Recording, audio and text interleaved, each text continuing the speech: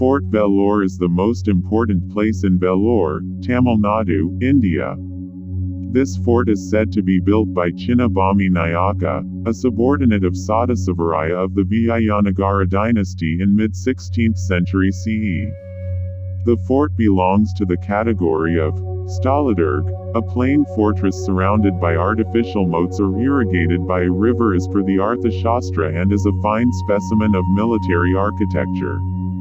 The rectangular fort with a circumference of 3 kilometers is built entirely with massive granite-cut stones. The fort's main rampart is distinguished at places by semicircular bastions and rectangular projections with gun holes at regular intervals. The fort contains both secular and religious structures that include Jalakhandheshwara Temple, Mosque, Church, Tipu Mahal, Haider Mahal and Kandi Mahal. Some of the structures are used as government offices today. The fort is built in Dravidian style of architecture. It had a deep wet ditch, a moat where around 10,000 crocodiles once swarmed, waiting to grab every intruder. It has huge double walls with bastions, projecting irregularly, and ramparts on which 2 carts can be driven abreast. Resting on an unbroken mountain chain, this fort was constructed using granite sourced from the quarries of Arcot and Chittor.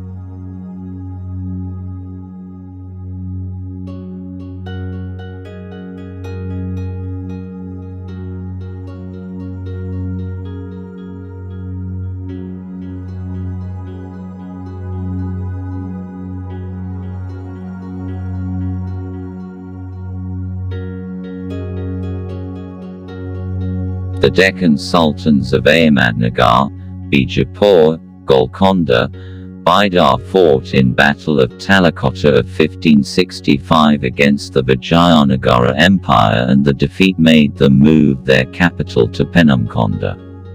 As a strategy, the Vijayanagar decided to move their capital to more south Chandragiri of Andhra Pradesh, which was close to Vellore, the best place they found to build a strong fort.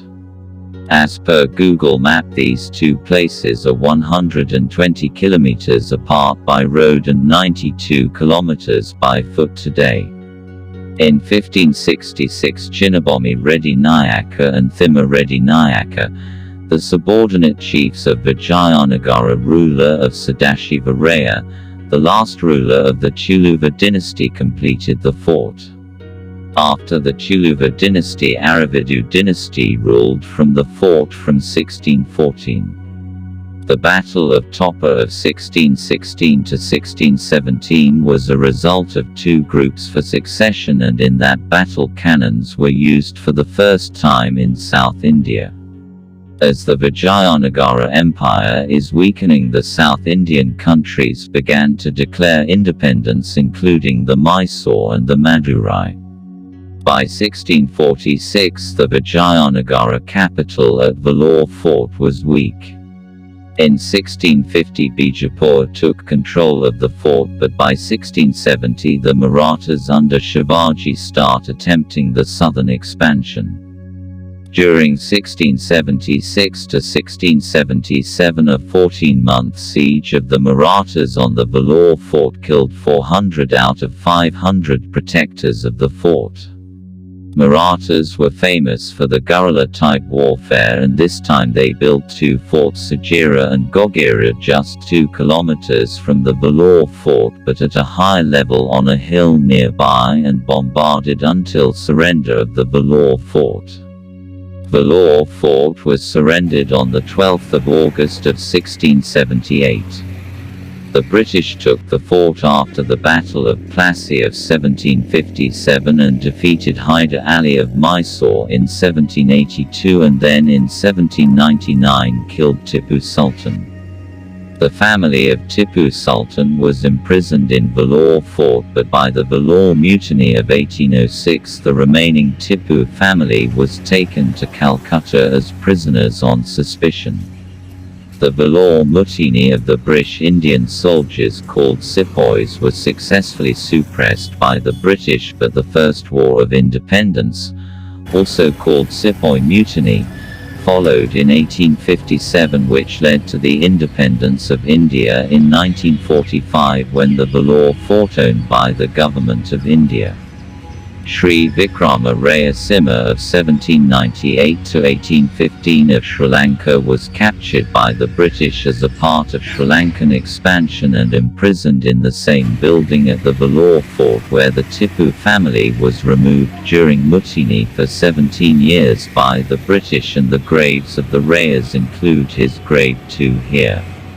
Thus the Battle of Talakota, Battle of Thoppa, the Carnatic Wars, the Vellore Mutiny become important events in the history of the fort, along with the British and French wars in the West during the Indian conquest.